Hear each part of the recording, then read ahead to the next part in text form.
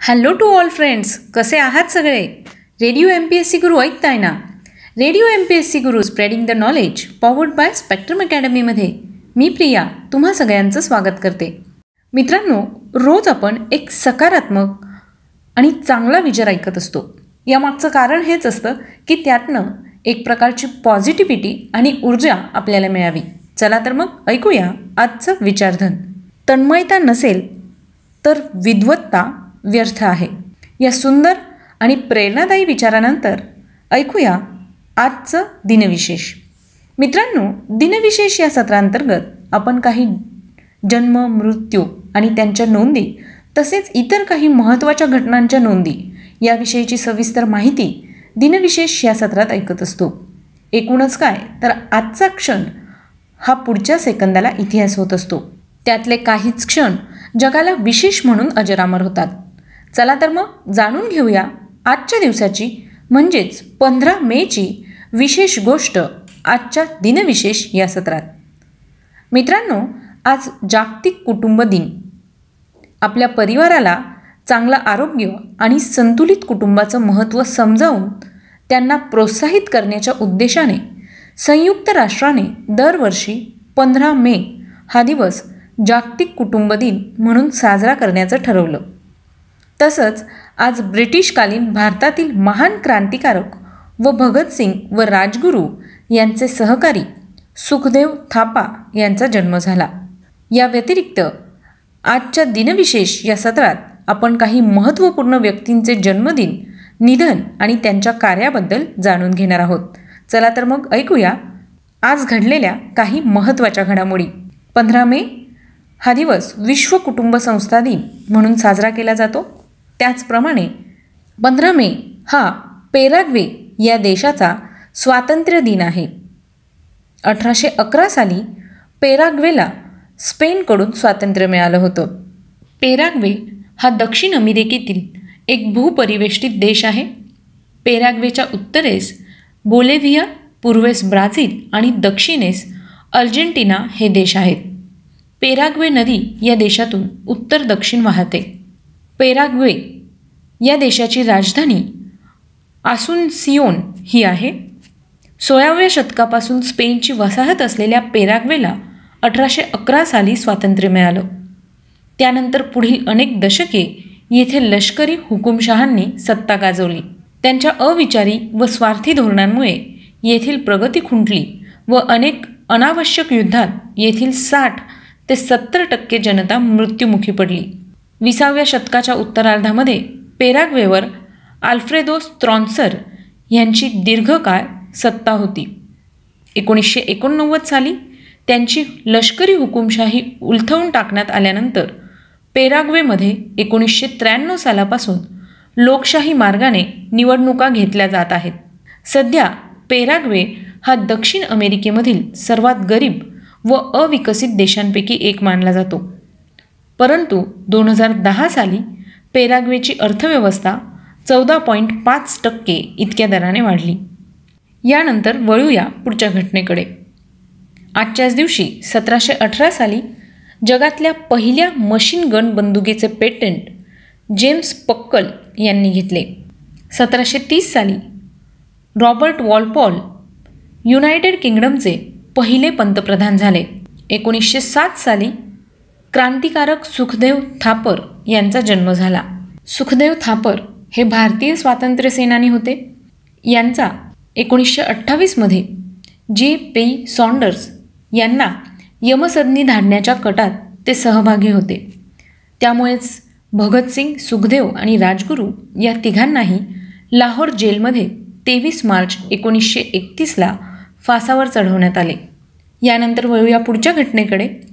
आजच्याच दिवशी 1350 साली संत जनाबाई यांचं निधन झालं. संत जनाबाई या संत नामदेवांच्या काळातील वारकरी संप्रदायातील संत कवयित्री होत्या. आजच्याच दिवशी 1994 साली चित्रकार व कॅलेंडर निर्मितीचे अर्ध्वयू P. सरदार यांचं निधन झालं. 1836 सूर्यग्रहणातील खग्रास स्थितीपूर्वी दिसणाऱ्या बेलीज बीड्सचे शास्त्रज्ञ फ्रान्सिस बेली यांनी सर्वप्रथम निरीक्षण केले. आजच्याच दिवशी 1928 साली Mickey Mouse cartoon plane crazy या शोमधून पहिल्यांदा प्रसारित केले गेले. मिकी माऊस हे वॉल्ट डिस्नी यांनी 1928 साली निर्मित केलेले एक जगप्रसिद्ध व्यंगचित्र म्हणजेच कार्टून आहे. आजच्याच दिवशी 1935 साली मॉस्को शहरात भुयारी रेल्वेची सुरुवात झाली. 1940मध्ये दुसरे महायुद्ध हॉलंडने जर्मनीसमोर शरणागती पत्करली. आजच्याच दिवशी 1940 साली सॅन बर्नार्डिनो कॅलिफोर्निया येथे मॅकडॉनल्ड्सचे पहिले उपहारगृह सुरू झाले. मॅकडॉनल्ड्स कॉर्पोरेशन ही अमेरिकन फास्ट फूड कंपनी आहे. अमेरिकेच्या कॅलिफोर्नियामधील सॅन बर्नार्डिनो येथे रिचर्ड आणि मॉरिस मॅकडॉनल्ड यांनी संचलित केलेले रेस्टॉरंट म्हणून 1940मध्ये याची स्थापना करण्यात आली.